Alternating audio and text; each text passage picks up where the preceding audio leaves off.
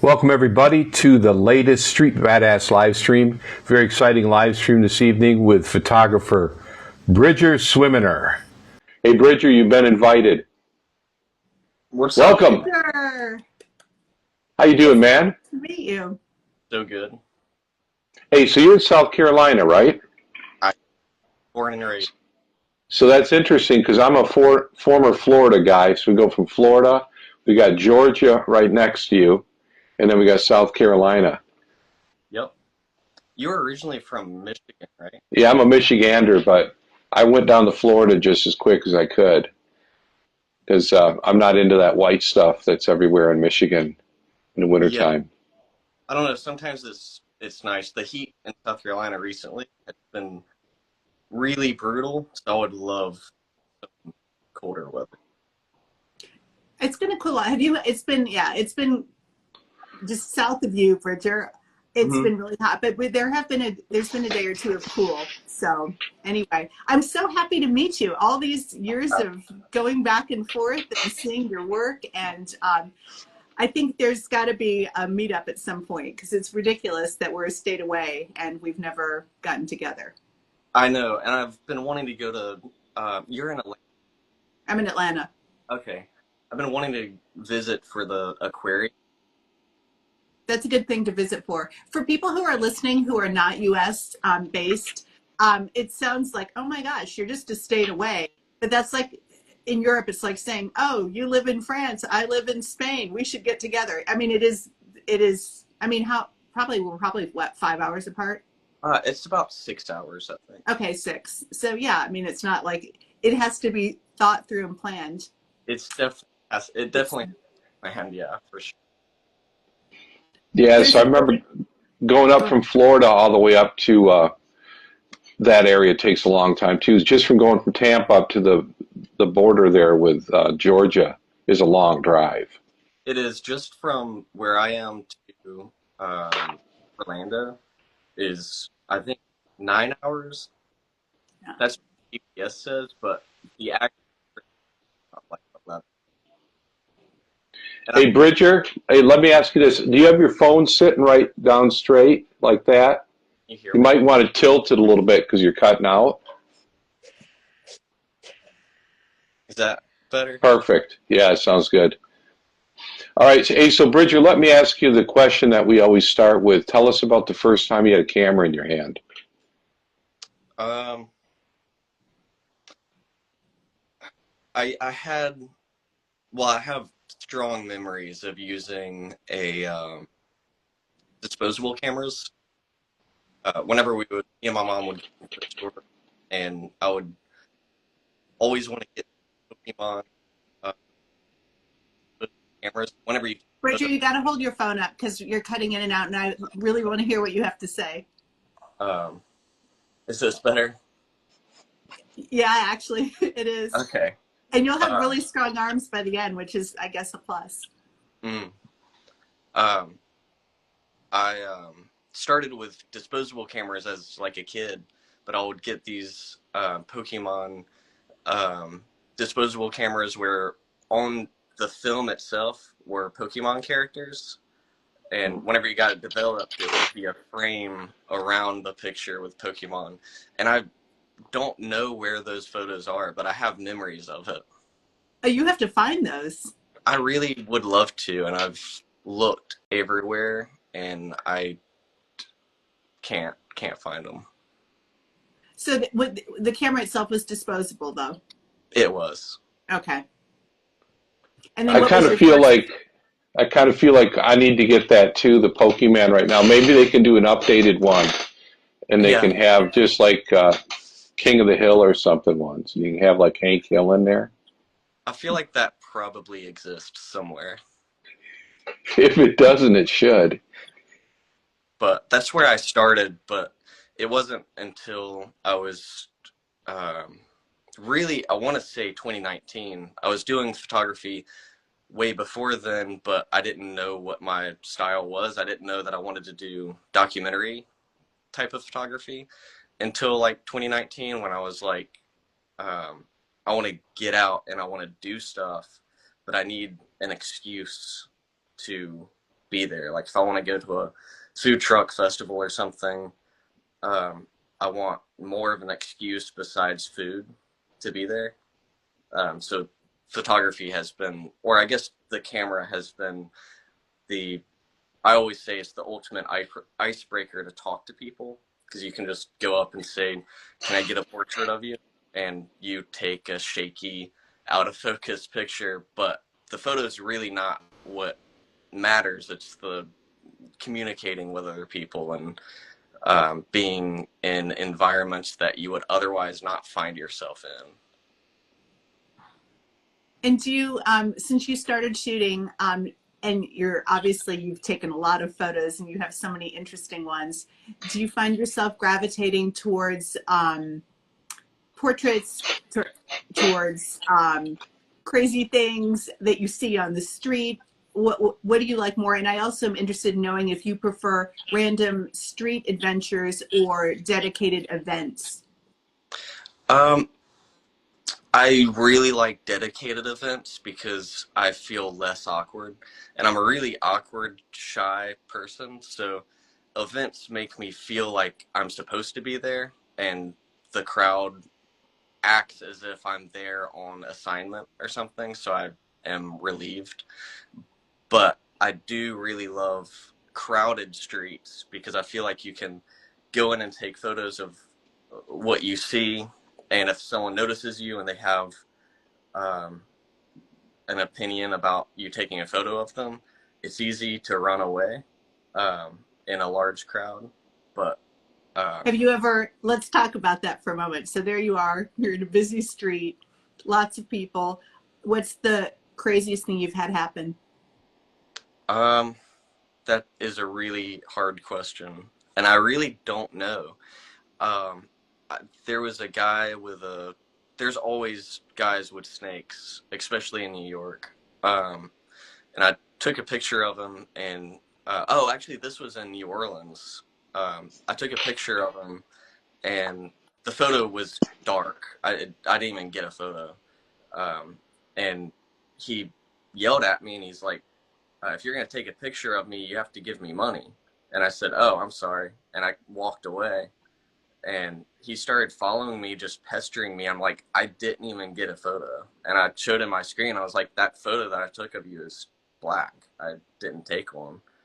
And I give everyone the most respect as I possibly can, because the person that I'm taking, the subject of the photo, I want them to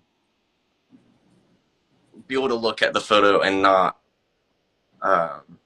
be upset of what they look like. I've had people message me on Instagram, like if I share a photo and they're like, I really don't like this picture of me, can you delete it? And I always like to mess with people and say some, like, joke about vanity or something. And then I delete the photo and I'm like, I apologize, and I'll delete the photo. Not on my end, but just off the internet, because I want to be respectful towards people. And I don't know how to explain it, but I want to. No, I agree with you on that. I feel like when you're out there, it's a relationship that you've got going with your people you're taking photos of, and I just feel like you want to treat others the way you would want them to treat you. And I often think, like, I'll get some pictures and they're so, like, funny and good, and I look at it and I'm like, God, if somebody did that to me, I would be Right. horrified. So I've got, I have it, and it's for me internal humor, and then I leave it alone, because I agree with you. I don't post many that make somebody, if I wouldn't want to be looked at in that way, I wouldn't do that to somebody else. I just think that's kind of the karma of the world, you do unto others. Right. I don't want to ever post a photo where someone can point and laugh. I don't want my photos to be used to, like, I don't want someone to see my photo, send it to a friend and say, haha, look at this person. I never want that to happen. So with all my photos, I really try to give utmost respect to the subject. Which I have to say, in some of the situations that you're in, some of the events, like, they're crazy events. So, Yeah. I mean, talk to us about some of those events that you go to that are, I don't even know how do you get into those? And for people who haven't seen your work, describe some of those crazy events and what it's like to be there. Um, well, I try to find DIY events, punk events, events with death metal bands, um, and there's been events that I've been to where there's um, performance art, and sometimes it gets like crazy performance art. It's really hard to explain, but I did a zine. I wish I could. I wish I had a tripod for my phone. Um, I did a zine with my all my the crazy events and stuff, and I have it completely out of context because these photos were taken in a bunch of different scenarios and a bunch of different events. Um, but some of my favorite photography to do is deathmatch wrestling, and Death match wrestling. That's it's awesome. it's the most fun thing to photograph because there's it's also no ring deathmatch. The ones that I go to. And where are these? Are these like, I mean, can I just Google this and go to one? Does Atlanta have this? What am I missing? So I think I have heard of some being in Georgia, um, but all the ones that I've gone to are in New York, um, and there's some in New Jersey as well. It's just in South Carolina and in the southern states, it's kind of I want to say it's illegal. Oh. There's people that are that know what they're talking about. I don't. I'm just a photographer. And do But you have to show any credentials to go in, or do you make plans ahead of time? Do you talk to the management, or do you just walk in the door and say, "Here I am"? I just walk in. With certain events, especially if it's super DIY and I don't know the people at all, I'll send them a message and I'll say like, I would love to come to the event and photograph. Is that okay? And most of the time they'll say absolutely, and because they'll see my page and they're like, okay, uh, he's not a weirdo or something. Uh, he just take photos, and they'll let me come in. And I feel like my body of work is my credentials for like reaching out and saying, "Can I do this?" Uh, it gets hard whenever it's more corporate venues, like the um, Let me ask you about that, Bridger. So if you go to one of these deathmatch metal or deathmatch wrestling events and you're there and like this all kinds of like just insane stuff is going on, when you walk out of there, how do you go and just take regular pictures after that? Like having kind of gone through that gauntlet of just imagery.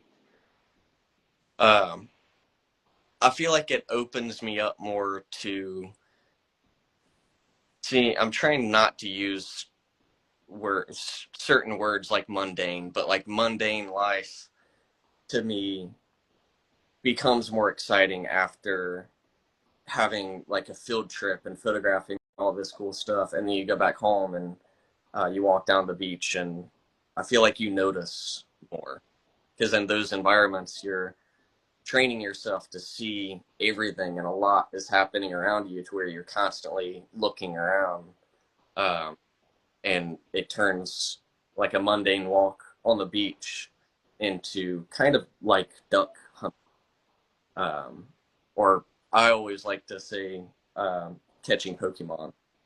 Uh, So you have like heightened senses from going to these events.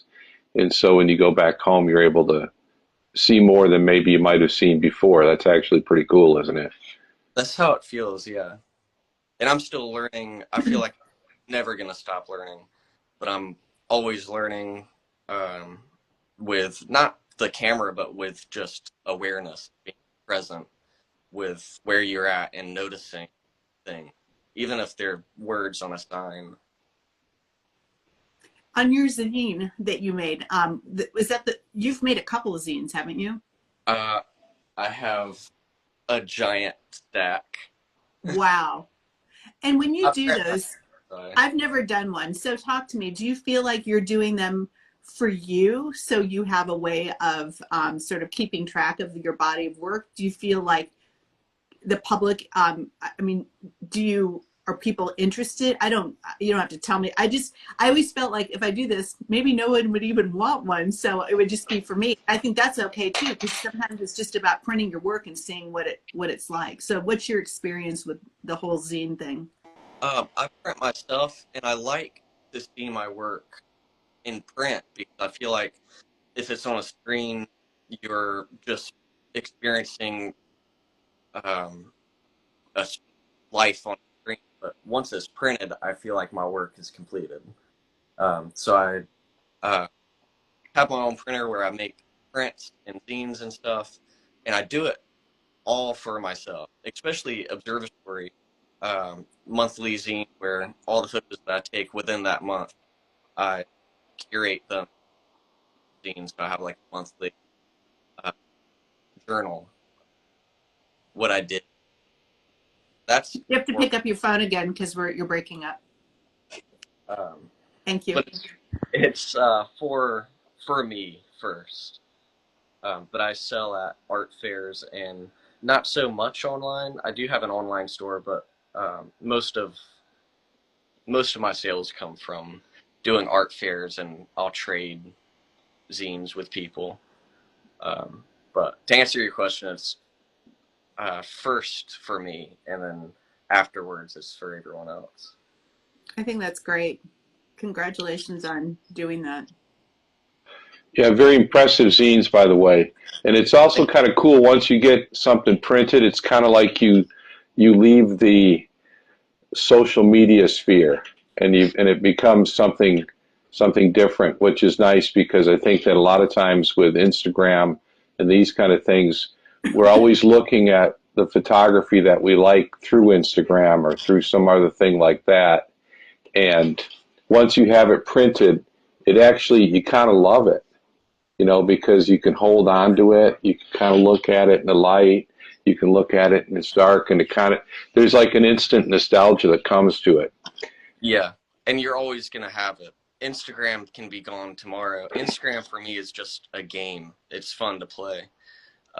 But my work is important, so I think it's important to have it in print. And for me, I saw a question in the chat asking how much producing an issue is. I print small, like I have 3 issues each of something, and they cost me like maybe $5 or something to make. So it's really cheap, and it's fun to be able to create stuff, and there's nothing holding you back, no one telling you what you can and can't do. You can just make something for yourself. And I have a lot of these mini zines that I've made that are just super weird and no one really likes them, but I Let bring me them see. to art fairs. I bring Do you them have to one? art. Yeah, I have a handful. I bring them to art fairs, and some people will buy them. Other people will look at them, laugh, and think it's funny. I have a series called Eggs, um, and I have 3 volumes of this, and all it is the Is backs. it bald guys? Yeah, the backs. Uh, the backs of people's bald heads. It's great. Um, So you're and doing it on your own printer, and you're like affixing everything yourself. yes, yep. What kind of printer do you use? I have an Epson EcoTank 8550. Um, but it's been really great, and it's like ink is affordable for that Great. one because you're buying just jugs of it. Mm-hmm. Um, but I really enjoy printing and seeing what my work can turn into. Do you and I don't know what you do in real life, and you don't have to tell me, but I am curious whether what you do on a day-to-day basis to earn a living relates at all to photography or creativity, or is this sort of something that you do on the side to bring that part out? This I do on the side. It's just for me. For work, right now I'm in a weird position right now. But the job that I used to have, this is a weird time in my life, but the job that I used to have was product photography. And I was like an office job, photographing little bits and bobs that go inside of refrigerators and microwaves and stuff like Mhm. that. And I also do Lyft to make a little bit of extra money. But You with know, do you know the oh gosh, no, I'm not going to think of his name. First name Matt. Help me out, somebody. If you're listening and you know, he is a fabulous photographer, a New York-based photographer who was a taxi cab driver, and he took photos from his taxi all through the past couple decades. And I'm a shout out to him because his work is amazing. And I'm just wondering, when you're behind the wheel, Matt Weber, thank you so Matt much. Weber, yep. That's it. He's great. I just Yes, I wondered love Matt. if you are, do you ever feel like when you're driving around that you have the opportunity to get some good shots? Not so much. And whenever I'm driving people around, um, I just feel a bit weird having, like, I have this little camera that I bring around with me. But whenever I'm doing Lyft, I kind of just want to get the people to their destination and be done with it. Oh, Um, yeah, I'm not suggesting you do it right, mid-fare. right, right, right. I was just thinking that, like, while you're, waiting or going from one place to another, if you get interesting shots that you wouldn't get while you were out walking. I feel like it's easier when you're out walking because you're on the street and you can get close.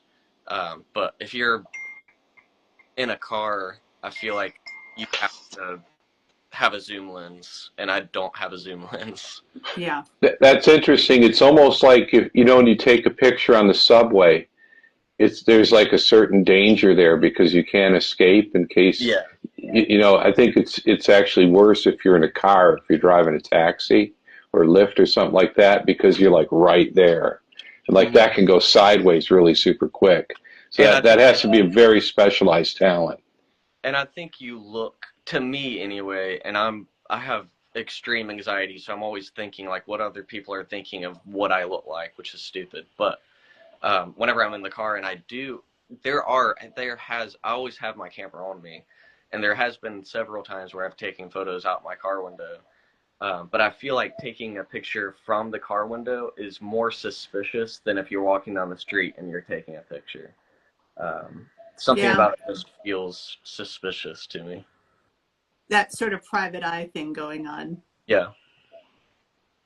There are actually some photographers that I've seen who post who have disabilities, and their only methodology for photography is through a car window. So that's sort of interesting to think about. Yeah, I've seen photographers at events that were in a wheelchair, and um, it's their photography is so good, and they're shorter than we are. They're taking photos that, if you look at them taking photos, you would think, oh, they're just shooting up people. But the photography that you see from them is so good. Um, I love how people have different. Um, I'm completely just losing my train of thought. No, I know what you're saying. Different viewpoints, like literally and figuratively. Yeah. I mean, if you're in a wheelchair, you're taking. I mean, it's almost like somebody who's 6 feet tall taking shooting from the hip, right? Hmm. So it's just a different way of seeing the world, I guess. What about film versus digital? I haven't touched film much at all. I have plenty of friends that only shoot film, and some people that shoot hybrid. I've not cared enough to get into film. There just seems to be too much to think about with film, whereas with digital, I can just take photos and not think about the process so much. Well, what I would say to that, Bridger, is if you ever feel like you have too much money, then go Right. ahead and start shooting some film, because you certainly won't have too much money after you start doing it. Yep. And that's the unique experience about shooting film, is that you become poor very fast. There's some other frustrations there too, but it does eat your money quite rapidly. Mm-hmm. But you feel like I don't shoot film. I take so many pictures, it's ridiculous to get the one elusive shot that we always hope we're going to get. But I often wonder if I had just for one afternoon put a film camera in my hand, how different my shooting would be. Would I be more deliberate? Would I stop and think more? Because I don't know if I necessarily stop and think all the time. I try to, but I know that if, like Todd said, each click is costing me, I think I'd stop and slow down. So maybe I think that's probably the romance of it all. Right. Well, I shoot with flash, and I don't want to flash someone multiple times. I just want one flash, because one flash you won't notice. But if I flash someone twice, they'll notice it. So I'm always super deliberate. And I like the idea of setting up my camera set up the camera to where I'm getting proper exposures. And then whenever I'm taking photos, I don't look at the photo at all until I get home and I'll put the SD card in the computer and it's like looking through candy after Halloween. Yeah, that's a good way of putting it. You're very strong, a much stronger man with more self-control than myself, because I'm always looking at those pictures, Bridger. I like the excitement of like, did I get that? Did that photo come out right? Which sometimes I cheat and I'll look, but I like the idea of not looking. I like the idea more than I actually do it. But I think I think it's kind of like this: is if you have like these rules that you make for yourself, and these are kind of like best case scenario rules, and then you're always going to break that rule sometimes. mm-hmm. It's kind of like with tango dancing. They say they're really good tango dancers know all the moves. They're perfect, but the best tango dancers know when to break the rules. Yeah. That's true. Two things. Somebody asked about your camera and flash setup settings, and I also was going to ask. So that's number one. Number two, it's a question and a statement. Do you ever stop and look to see what you're getting, not for the candy aspect mid-shoot, but rather to see, are your settings correct? Or Right. Do you ever do that? Yes. So I make sure that my settings are good, because I tend to blow out a lot of my photos. And so I try to make sure that I'm getting the proper exposure. And like if the cloud rolls over and my lighting changes a little bit, I try to look again and make sure everything looks good. And for settings, I feel like that's subjective, but I start with taking a picture of a pole without flash, and I make sure that the background of that pole is exposed properly, and then I dial up the flash to give that pole illumination. I think that's something that Todd showed me. I can't remember where I got that from, but I feel like Todd helped me figuring out how to expose properly for flash. It kind of sounds familiar, but I'm not going to take credit for it. But thank you very much. I think that it's testing. You got to test and figure out what you're doing beforehand. But I think you're right with the subjectiveness of it, because it depends on the day, it depends on your f-stop, and it depends on a lot of different things. So it's tricky to kind of give a settings that's going to work in all scenarios. Right. I feel also with Flash, you can aim to deliver a lot of different looks. Do you want to, I mean, and Todd, this was you who showed me. I remember one time you showed me. I mean, if you hold the Flash underneath, in front of, coming from an angle, there's just so many different ways you can work it that the settings are subjective. Yeah. And I always have, I've tried the off-camera flash, but I, I cannot aim properly whenever I'm in the moment, where my flash is supposed to be here, but whenever I go to take the photo, I'm facing away from the subject entirely. So I just have it straight on the camera with a little diffuser. And I've been able to get great results with that. So I'm Yeah, here, man. I love those results. And speaking of those results, I did want to ask you, like, you've done the wrestling stuff. You've got some like just amazing kind of punk rock and metal stuff. You even went up to Detroit at Mhm. one point. You were shooting up there, and it's really interesting stuff that you're doing. How do you come up with this stuff? What's your research look like? Are you just going online and finding stuff, or do you have kind of an idea before you look? And would you uh, recommend that for people who are trying to do different kind of series like this? I think you have to start really slow, where I didn't know that I wanted to shoot any of this. I just find some things interesting and I want to learn more about it. But I find most of my stuff now through friends, or I'm following a bunch of booking agencies on Instagram. But starting out, um, you have to find like the photographers. Like you can look at my page and I've tagged the artists and the booking agents and stuff sometimes.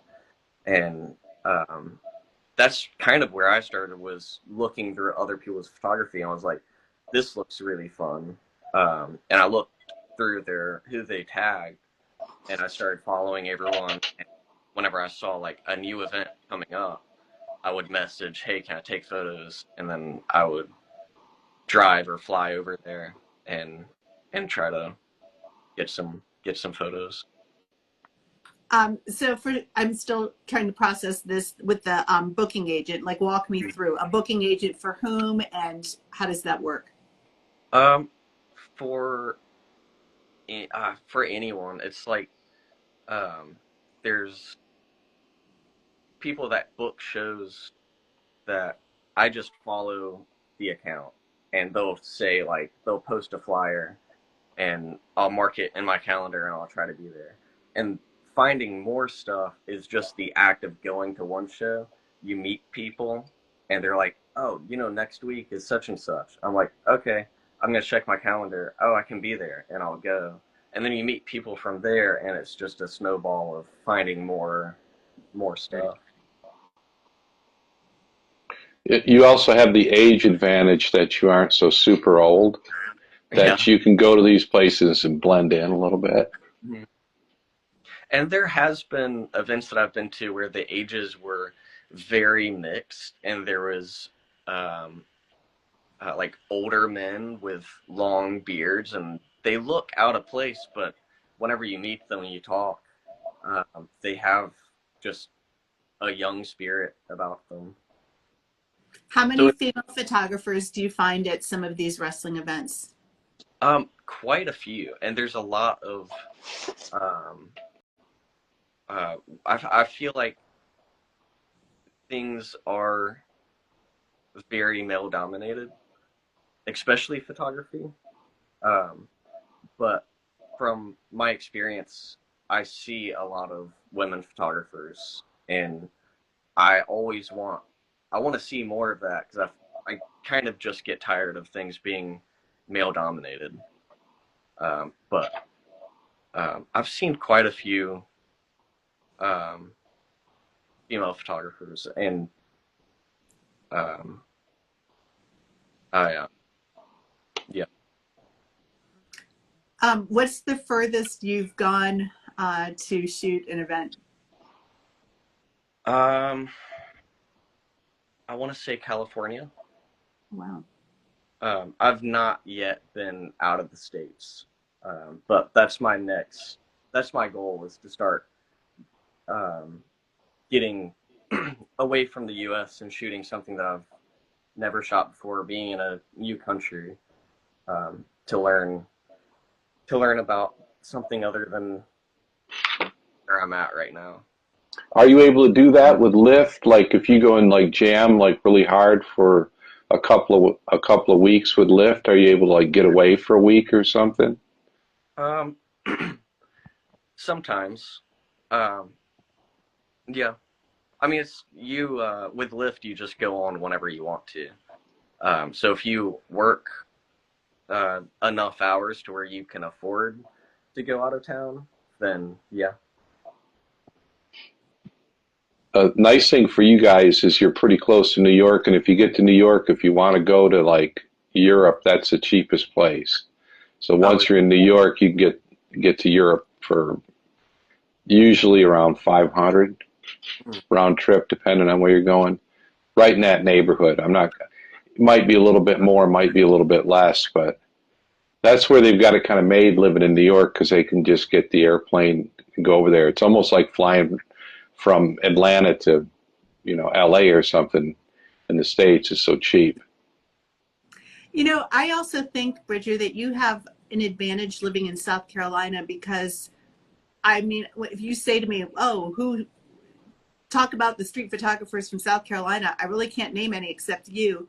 And I think that sometimes being in a place that's not as, I don't know, exciting or densely populated as New York City gives you the chance to showcase something unique and different. It might not yeah. be that exciting in your estimation after doing all these interesting things, but I just feel like there's sort of a void for that kind of work that And you could fill. in my hometown in Myrtle Beach, it's um, crazy at times. So I love that I live here for photography. But I also have a lot of photographers that I don't know if they would consider themselves street photographers, but they're certainly on the edge of documentary and portraiture, and they have amazing work. And with my page, I'm like with stories and stuff. I try to lift up like my friends that just post occasionally, but they have amazing work. They don't want to go anywhere with it per se, but I want to have more eyes on my friends and the people in my state and city. And what about shooting on the beach? What's that like for you? Do you feel like it's challenging? People in bathing suits, they're more discreet. How do you approach that? It is very challenging, and sometimes I there's events that happen on the beach sometimes, so I like to bring my camera out whenever events like that are happening. That way, I have more of an excuse to take pictures of people. But I am so afraid of looking like a creep just walking down the beach with a camera and aiming at. I'm always careful where I aim the camera because people will come up with ideas about you.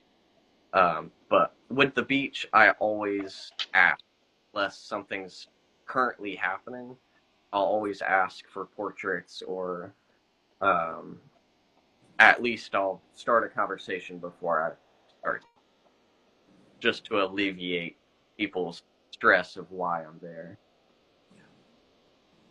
Hey, so when you're out shooting in South Carolina, say you go into your city and you're just trying to do some street photography there, and then once you go from there to New York City, what is that like? Do you feel like it's easier than to shoot in New York than it is back home? So I feel like I see these guys in New York City sometimes, and it's kind of all there. And if you're in a small town, it seems like it's a lot harder. It's a lot harder in a small town because people are very aware of their surroundings. In New York, I noticed, like the first time that I started shooting in New York, I would shyly take a, like very shy, and I took a picture of someone, and they didn't even notice me that I took a picture. I was like, oh.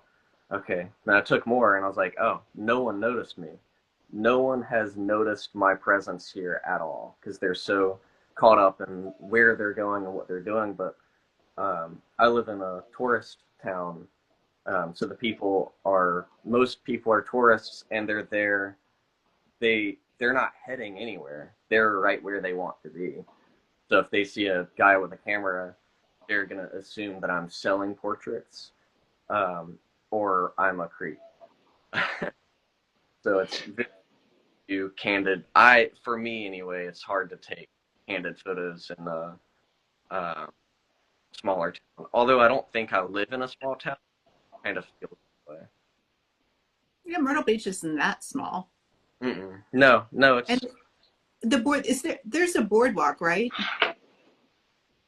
So you have that too. And that's not as people don't probably feel as vulnerable on a boardwalk. sometimes um, like if I've taken a photo and people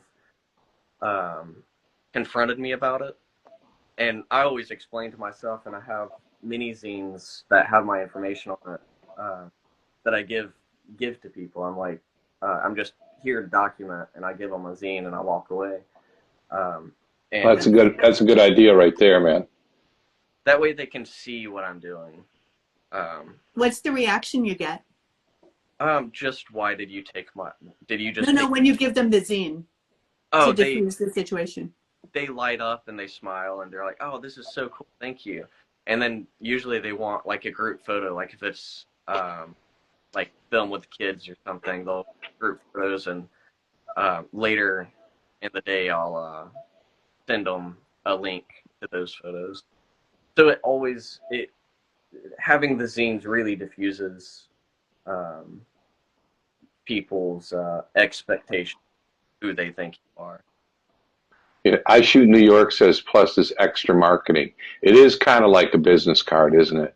If you have a zine that you can hand out, kind of an expensive one, but you know what's better than that? It's way Yeah, better than that little business card. If you give them a zine, then they get to see it all. You know? yeah. Uh, uh, I they're kind of cheaper than business cards because if you go to a printer and you print these um, a bunch of business cards that are really nice, they're probably going to cost you about the same as just printing one of these. But since I print myself, um, I'm I feel like giving it away is um, it costs maybe two for one of these little mini zines. What kind of paper are you using in your printer? Are you using just regular paper? Or do you have like photo paper? I use Red River photo paper, and it's I have for my big zines I have like something like 52 pound for the cover, and then 32 pound on the inside, and it's all matte. It's all matte. It's not glossy, and the images um, look great on there. I've tried a bunch of different types of paper, and glossy paper feels weird, and some matte paper feels just too cheap. But I've finally narrowed it down, and Red River is by far the best paper that I've been able to Yeah, find. those zines look amazing. Yeah, I was going to ask you about this picture here. Just one second. All right, so tell me what's going on with the dog guy. That was New Orleans 2023, I think, or 2022. I have a couple pictures of him. It was funny because everyone was dressed up, and I saw him from a distance, but I saw a layer of there's this lady holding a little white dog, and in the background was him peeking his head around, and that photo. Then I had to walk around and get an actual portrait, and he never said anything to me. He just uh, posed for me, and I kept walking. But I really like that one. It's a really good one. I kind of feel like that's a poodle. Yeah, I think so. Yeah, New Orleans is a fun place to shoot. it is. I want to go back. It's just so difficult to find somewhere to stay in New Orleans. I uh, feel like look in advance, um, affordable accommodation. Yeah. Yeah, none of So, it's cheap. so what do you typically do when you travel? Are you staying at like Airbnbs? Or are you getting hotels, Uh, Motel 6? What are you doing? I have certainly stayed in plenty of Hotel 6. I With New York, I'll stay sometimes with friends, or hostels are great, um, and cheap hotels. It's I am very run and gun, so I'll sleep in my car if I have to, or sleep. I've slept in the airport before just because I wanted to shoot this event and I didn't have much money to get back home. Like I only had enough money to buy myself food, event tickets, and then fly back home. So I've slept in a uh, airport before, um, putting my head just on my bag in the floor. um, by I any means, envy people who can do that because I can't do that. It would be really great if I could. yeah, yeah. It's not ideal, but it's by any means necessary. Um, I want to do something. I want to do something cool, and I don't want the lack of money to be holding me back. I wish that they'd have those capsule hotels, like they have in Tokyo. I Mm-hmm. wish those would take off like everywhere else because they are cheap and they're really good. And if you just need to crash, you can just crash and it's fine. Yeah. Yeah. Yeah, those are super cool. And I think I've seen one in New York whenever I was trying to find a place to stay one time. They had pictures and it looked like those capsules. And I wanted to stay there, but it was in a different location than I wanted to be in. But yeah, capsule rooms are really cool. I stayed in one in Tokyo for a while and I was trying to be like kind of tough guy because I was trying to save money. Mm-hmm. And I made it for a couple of weeks. But I tell you what, after a couple of weeks, I was kind of like, I'm like ready for some room Yeah, because it's just a bed with a dome over it. It's kind of like a big coffin. Mm, You're just literally like you put your hands up, you're touching right here. It's right. got a fan and stuff in it, so it's not in a plug, so it's pretty good, but it's small, man. I mean, you're not doing like, calisthenics in there or anything. You're Right. not sitting up really. I mean, you kind of, Yeah, but, that's a multiple nights. There's a but I question, mean, Bridger. What are your 3 favorite cities for street photography? I'm interrupting only because I know we're short on time and I am really curious. 3 cities. It's really hard. I want to say New York. That's what everyone says. Um, I I really don't know. It's because everywhere it depends on what day it is and what's happening currently. Um, I feel like I like shooting events more than a city. Cities. Yeah. So it's a hard question, but um, Detroit is really cool. The downtown area is really nice, and people in Detroit are from my Cincinnati, Ohio, is a lot of fun. I haven't been there recently, but Cincinnati, Ohio is a lot of fun because you have the bridge that you can go to Ohio, and then you can walk back, and you're in. And to That's me, that's cool. ever. get some original recipe down there in Kentucky. Yep. And what is your camera that you shoot with? What's your, for any gear person who's listening? I have a Canon 7D Mark II. I have it right here. You've got that really amazing lens, that tiny lens that you had on there. Yeah, I The remember that 74. lens. Yeah, Uh, that camera is insane, man. I I love it. love that camera. I've had that camera for years, and it's been caught in the rain multiple times. I've dropped it in a mosh pit before and got kicked into the pit, and I was like, oh, I'm probably breaking something, and someone saw it immediately. They made sure that it was safe, and they grabbed it and they handed it to me, and it not a scratch. Wow. What lens do you have? It's a 24 millimeter on a crop sensor, so yes, what, 32 millimeter? Gotcha. That's an amazing camera. You've done a lot of amazing work with that camera. Very talented, Bridger. Well, I'm really, really excited. I got to finally meet you, albeit virtually, but yeah, really nice to learn more about you. I'll certainly reach out next time I'm in Georgia, because that's Cool. I have free hotel credits, so I want to go to Georgia, see the aquarium, and explore downtown. And I'm sure it'd be great to meet up. You can show me where all the spots are. Well, don't you guys have you've got like a crew you run with out there, don't you, Gwen? A little bit, yeah. And I would say to you, I'm not going to be in town, but over Labor Day weekend is Dragon Con in Atlanta, which is a huge, huge event, and all of the crazy is out on the streets. Yeah. Dragon Con? That sounds amazing. Yeah, You've it is. got that plenty of times. I have. Yeah, in your work, I'll do that for sure. Yeah, so check that out if you're around Atlanta over Labor Day, because that's a cool event. Thank you. Really appreciate you. Thank you, guys. Hey, great to catch back up there, Bridger. I was going to say I didn't really recognize Bridger with that haircut when I first got him on. I shaved my head for the summer. Your hair grew back fast. It did, yeah. Oh my gosh. My chest, and I was like, for the summer, I don't want to deal with it. Just got shaved it. Wow.